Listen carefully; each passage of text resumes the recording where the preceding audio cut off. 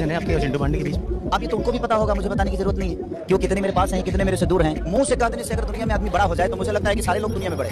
तो आपको बता दें कि चिंटू पांडे के विवादित बयान देने के बाद खेसारी लाल यादव ने खुलकर दिया उसका जवाब। तो जैसे कि आप लोग जानते हैं दोस्तों, भोजपुरी में इन दिनों काफी गर्म माहौल चल रहा है खेसारी लाल यादव और चिंटू पांडे जी को लेकर। वैसे तो इस विवाद का शुरुआत चिंटू पांडे जी ही किए थे, जिसका सजा वो भुगत भी रहे, क्योंकि खेसारी फैंस ने जिस प्रकार से सोशल मीडिया पर उनका बाइकआउट और जवाब दिया है, इससे तो यह कंफर्म हो गया कि चिंटू पांडे जी ने खेसारी लाल यादव पर जो एक वर्ड बोले थे उसका 100 गुना करके खेसारी फैंस ने उनको वापस कर दिया है। खेसारी लाल यादव और चिंटू पांडे जी के विवाद की वजह से खेसारी फैंस कुछ ऐसे भी है जो बहुत ज़्यादा एग्रेसिव हो गए हैं, उनके सोशल मीडिया पर उन्हें मारने तक की धमकी दे रहे हैं, जो कि बहुत गलत है। विवाद होना बहुत बड़ी बात नहीं है, परंतु इस प्रकार का बयान देना बहुत गलत बात है।